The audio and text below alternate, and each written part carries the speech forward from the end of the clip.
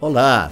A partir de agora você vai acompanhar Viva Bem. Este é um projeto multimídia em multiplataformas, que começa, aliás, muito bem, numa entrevista sobre saúde, os cuidados conosco mesmo e com aqueles com quem nós convivemos. Para isso, nós vamos conversar com o Dr. Leandro Minoso, que é geriatra e nutrólogo.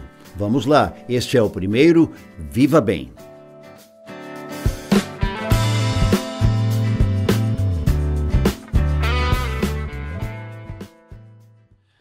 Dr. Minoso, nós estamos iniciando uma nova série, multimídia, multiplataformas, e eu tenho o prazer de falar contigo nesse primeiro programa, porque já tivemos outras conversas, mas pela maneira como, na função de geriatra, e eu uso a função de propósito, e como nutrólogo, você lida com áreas muito sensíveis na vida das pessoas. E eu pergunto, estar com tendências a Alzheimer tem a ver com idade, tem a ver com história, tem a ver com histórico, tem a ver com DNA. Vamos começar por aí. Bom, parabéns aí, Heitor, pela iniciativa. Acho que é sempre tempo da gente se reinventar e principalmente trazer informações aqui para a comunidade do Vale dos Sinos, também para fora, porque hoje que a internet te possibilita isso. Não temos limites. Ser visto por em outros pagos. É importante a gente explicar um pouco sobre Alzheimer, uma vez que cada vez mais nós passamos a conhecer pessoas que enfrentam esse grande desafio, né, de ou estar sendo acometido pela doença de Alzheimer ou estar cuidando de um familiar Sim. que pela doença é acometido.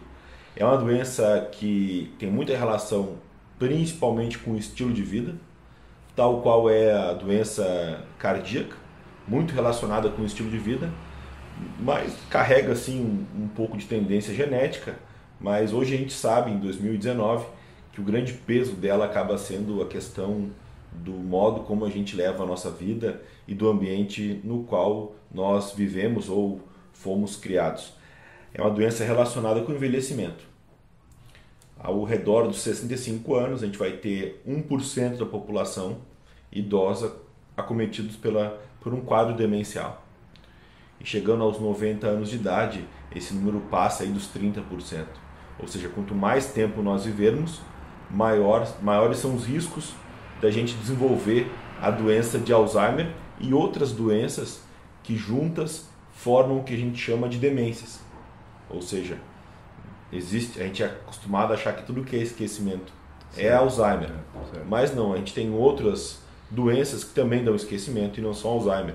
E a essas doenças todas nós denominamos de demências. E que também não se limitam a essa faixa etária que nós falamos. Quer dizer, é possível que alguém, antes de chegar à terceira idade, já tenha sinais ou possibilidades de se detectar, ou é exclusivo assim que detectar pessoa tal que está com Alzheimer é realmente ligado aos 65 e por aí? É uma doença que acomete principalmente pessoas idosas e a partir dos 75 anos a gente vê os casos se avolumarem. No entanto, é uma doença que pode acometer até mesmo pessoas antes dos 60 anos. São casos mais raros, porém eles podem sim acontecer. Quando se pensa em hereditário, esta é a melhor maneira de procurar origens ou é melhor não procurar e encarar quando você está na realidade com a doença ou tem alguém que esteja com ela? Bom, a questão assim, casos muito precoces, né, principalmente antes de 65 anos, a gente deve sempre suspeitar de uma alteração genética e a gente pode sim, em alguns casos, buscar identificar qual é o gene que está responsável pelo esse quadro demencial precoce ou pela doença de Alzheimer precoce. Existem alguns genes que a gente já sabe que eles existem, né? O gene, por exemplo, da apoproteína Epson. A gente acaba não fazendo esse exame de maneira corriqueira, porque mais da metade dos pacientes que vão desenvolver Alzheimer não tem esse gene. Ou seja, saber que tem ele te faz ter um risco aumentado, mas não é uma sentença. Então, atualmente, a gente ainda não indica os testes genéticos mais comuns para toda a população, porque não vai ter um impacto tão grande na questão de prevenção. Pode ser que nos próximos 5, 10 anos a gente mude isso, para ver, eu vou ter um outro gene que aumenta meu risco para Alzheimer, de repente, ao tratar hipertensão arterial, eu posso usar um remédio específico que vai diminuir sim meu risco, né? Então isso pode vir a acontecer, mas atualmente a gente orienta todo mundo da mesma forma. Qual é a forma? Fazer atividade física, fazer exercício físico, começa por aí, estimular a mente das diversas formas, de repente até escutando um podcast interessante como o do Heitor, né? Ou ouvindo seus programas no rádio, ou lendo os livros que eu escrevo, os textos, então, estimulando a mente de qualquer forma, mantendo uma alimentação muito saudável, principalmente aproximada da dieta mediterrânea, uma dieta rica em legumes, pobre em açúcar, pobre em farinhas refinadas, né? Então rica em azeite de oliva, diminuindo a carga de estresse, dormindo bem. Então, são diversas alterações, aliás, são diversos os caminhos que nós sabemos hoje que previnem o Alzheimer ou fazem com que ele apareça muito mais tarde. Então hoje não se faz teste genético para ver só em quem nós vamos fazer a prevenção. A gente indica essas estratégias preventivas para todo mundo. A minha impressão muitas vezes é de que existem dois tipos de pessoas. O que não quer saber, não vou procurar o médico, vou lá só para ele me dizer o que eu não quero ouvir, e aquele que parece que sempre tem que estar doente. E daí situações como de Alzheimer ou outras que você citou acabam sendo um peso. Parece que a pessoa tem que ir atrás, procurar, consultar e descobrir alguma coisa. Os dois extremos me parece não são aconselháveis, mas fazem parte do dia a dia da maioria das pessoas, é minha compreensão. Hoje, até a gente tinha algo que a gente percebia na geriatria, que era aquelas pessoas que chegavam na meia-idade ou na terceira idade e nos procuravam espontaneamente com queixas, né, subjetivas de memória. Antigamente a gente achava que isso era um sinal de estresse ou de ansiedade ou depressão. Sim. Atualmente, Heitor, a gente já fica um pouco mais preocupado naquelas pessoas que acham que estão ficando esquecidas. A gente começa a olhar para elas de uma maneira mais cuidadosa, que alguns estudos mostraram que essas pessoas podem sim no futuro vir a ter mais casos de demência. Então isso a gente mudou um pouco.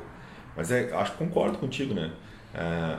A gente tem que cuidar casos de hipocondria, formas modernas de transtornos obsessivos em relação à própria saúde, corpo, por exemplo, né? Ou comer extremamente saudável além da conta. A gente sempre observa isso. Mas infelizmente o que a gente mais tem, Heitor, são pessoas que fazem de conta que saúde... eles fazem de conta que eles são tipo o Grêmio, né? Imortais, que nunca vai acontecer nada com eles, vão ganhar sempre tudo, que são copeiros, né, na vida, só que não é bem assim que funciona. A gente, passando aí os 50 anos, os problemas começam a surgir cada vez mais, e essa postura de negligência com a própria saúde não é boa. Agora, algumas questões que você citou antes, como a alimentação, o exercício físico, esses de fato não têm idade. Nem para se começar, mas também o cuidado de não se exceder, porque eu vejo gente assim que eu me impressiono com a fisionomia deles quando passam caminhando ou correndo por mim, parece que o cara está se matando, está fazendo aquilo com um sacrifício, assim, eu penso assim, será que ele está fazendo bem para ele? Há uma forma de se orientar as pessoas para aproveitar bem também o próprio exercício físico, assim como a alimentação? Bom, a gente recomenda exercício físico de intensidade moderada, aeróbico, 150 minutos por semana. Um caminhar rápido que fica ruim para tu falar. Essas formas que tu deve ter ver pessoas correndo em longas distâncias, ou correndo em velocidade muito alta, ou fazendo atividades muito intensas, a gente orienta uma série de precauções, principalmente para evitar lesões ou que aquilo faça bem para ele, né? Então a gente sempre tenta ver como orientar essas pessoas que tentam fazer esse exercício de uma maneira mais intensa. Porque a questão da alimentação é a mesma coisa. Nós temos alguns hábitos dos quais é difícil a gente abrir mão. Quando a gente ouve explicações como a sua e diz eu posso deixar de e passar a, mesmo que eu não esteja acostumado, isto é um exercício, é uma questão de vontade, porque tem a pessoa que também, agora eu não como mais isso, não como mais aquilo, estou comendo aquilo que o médico me mandou. Aí eu pergunto assim, está gostando? Não, eu como meio que obrigado, mas é possível, mesmo que se comece de forma meio que obrigada, porque o médico disse, de fato fazer com que a alimentação também continue dando prazer, mesmo que não era aquela que originalmente eu me acostumava a ingerir, porque eu sei que está sendo bem para mim, está fazendo eu viver melhor. Bom, não é tão simples, as mudanças de comportamento, elas não são nada simples e tanto é que representam o grande desafio que nós temos em saúde pública no mundo todo. É fazer a pessoa que é sedentária começar a fazer um pouco mais de atividade física e daqui a pouco exercício físico, é fazer a pessoa que come de uma maneira muito desregrada ou mesmo alimentos errados para que elas passem a comer melhor, mudar atitudes, né? Tempo em tela de celular, por exemplo, dormir um pouco, cultivar pensamentos ruins, por exemplo, não saber lidar com emoções, são hábitos e às vezes até comportamentos que a gente tem que mudar isso é um grande desafio.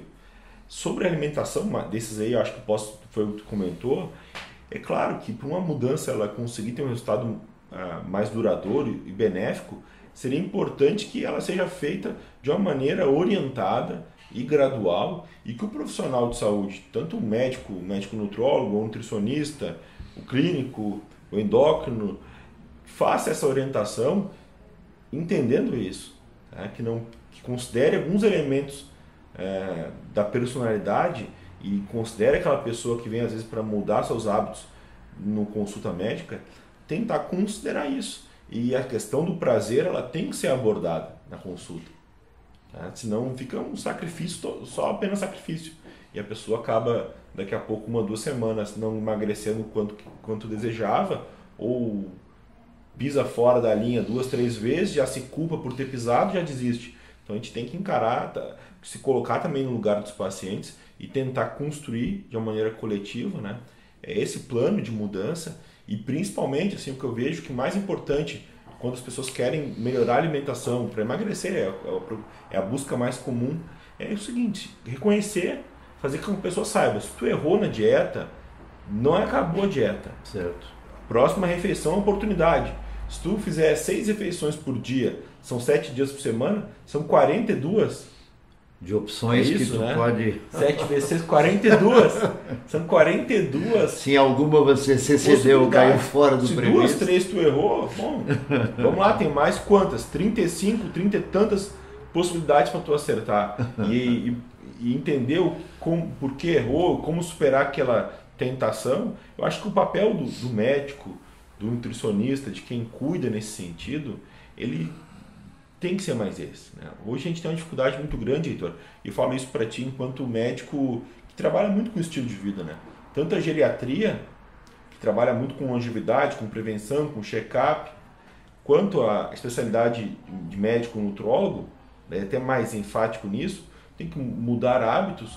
Então a gente tem que ter uma abordagem também humanizada, sabe? Entender bem, não rotular o paciente, fazer uma relação, que a gente chama de aliança terapêutica com o paciente, para ele conseguir. Porque hoje, Heitor, infelizmente, a gente tem um fenômeno muito triste nos Estados Unidos e aqui no Brasil começou. As pessoas estão desistindo de emagrecer.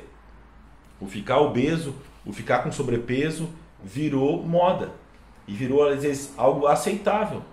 As pessoas tentaram emagrecer muitas vezes e não querem mais, e desistiram, cansaram disso. Porque sabe que tem que impor limites, tem as que pessoas que eu converso, disciplina. ou que vêm aqui, já passaram por diversas vezes efeito sanfona, tomaram tudo que é remédio, fizeram dieta da sopa, da lua, do ovo, de tudo, usaram remédios anfetamínicos, ou seja, muitas pessoas elas vêm às vezes na última tentativa para mudar, elas estão cansadas, então, ou seja, é um dever nosso enquanto profissional que cuida ver, opa, o que a gente está fazendo errado, como é que a gente vai convencer as pessoas, né, a voltar a querer ter mais saúde. Então eu acho importante que a gente também reflita um pouco sobre isso, né? Como é que eu posso ajudar as pessoas a acreditar que é possível melhorar a saúde, emagrecer, ter mais energia no dia a dia? Eu imagino que para aqueles que nos veem, nos ouvem, com tanta possibilidade que existe da pessoa viver bem e se cuidar, a pergunta talvez fica, mas por onde eu começo? Daria para priorizar, é o exercício físico, é buscar um profissional e se deixar orientar, é pela alimentação, ou não dá para priorizar e dizer, é um conjunto no qual eu preciso me focar e dizer, eu quero viver bem e viver melhor, por isso é isto que eu tenho que colocar como meta para o ano que está chegando, por exemplo. A gente mal acabou o ano, né? As metas de 2019 estão por aí e a gente já está vendo agora orientações para o próximo ciclo. E essa frase é muito comum, né? O ano que vem... A meta de perder 5 quilos já virou perder 7, 8, então... E agora, o que fazer, né? O importante é isso, tentar entender por que não conseguiu, às vezes, até agora, mudar, o que impede realmente, né? Isso para o final de ano também é importante. Bom, por onde começar? Eu sugiro, né?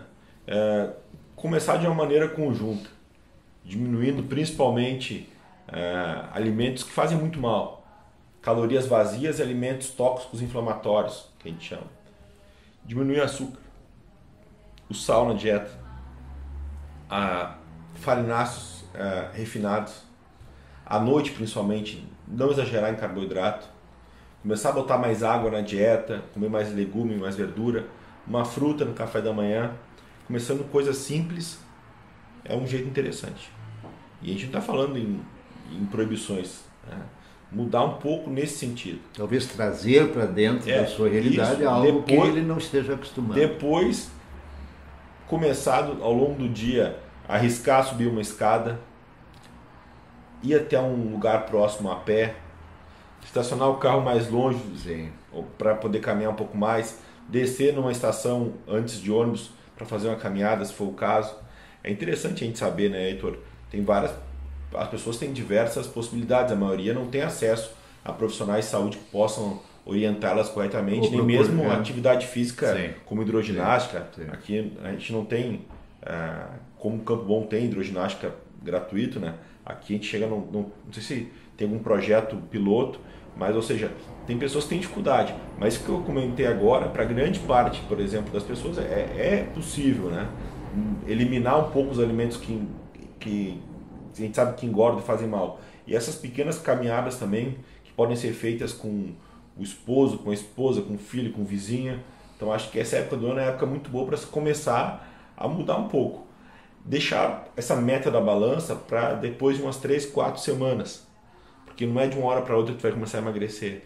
Mas de uma hora para outra tu começa a sentir menos cansado, tu começa a sentir um bem-estar melhor. Então focar principalmente nisso, não só na balança, mas nas tuas conquistas, né? E depois de um tempo a balança ela vai retribuir positivamente. Vai falar a favor de mim, falar a favor. Mas acho que é uma época muito boa essa do verão, mesmo sem horário de verão, para a gente começar a fazer atividade física, mudar um pouco os hábitos, né? Para ter uma vida melhor, que é o que todo mundo quer, né? A gente tem aqui nossa saúde, é a forma que nós temos para encontrar energia, disposição para enfrentar os desafios da vida. É muito ruim quando, pela saúde, nós sofremos. Isso, depois que a gente tem um problema, a gente percebe bem. Então a saúde é para nos possibilitar, entre diversos aspectos da vida, para que a gente consiga ser quem a gente é, ajudar quem a gente ama, ir atrás dos nossos sonhos. Para isso que é ter saúde. Não é algo que eu vou deixar para cuidar quando eu ficar velho ou que eu deixe para um segundo plano. Então cuidar da saúde é isso, tu querer estar vivo, ter recursos para tocar o teu dia a dia. Né? Então é um investimento sempre que vale a pena. Leandro, muito obrigado pela maneira simples, clara, direta como você coloca, e tenho certeza que jovens, não apenas pessoas de terceira ou quarta idade, onde já estamos, alguns dos nossos ouvintes e aqueles que nos acompanham também pelos vídeos, de poderem ser clientes teus, porque alcançaram uma boa idade. Quem sabe aí possam ser pacientes de um jovem geriatra ou de um geriatra já mais velhinho no futuro, ou dos alunos, né? Espero que ao longo dessa jornada também consiga formar médicos geriatras, que a gente tem falta no Brasil todo, né? Ou que consultem profissionais que entendam mais sobre o envelhecimento, sobre a terceira idade. Então encerramos dizendo, nos veremos no futuro. Isso mesmo.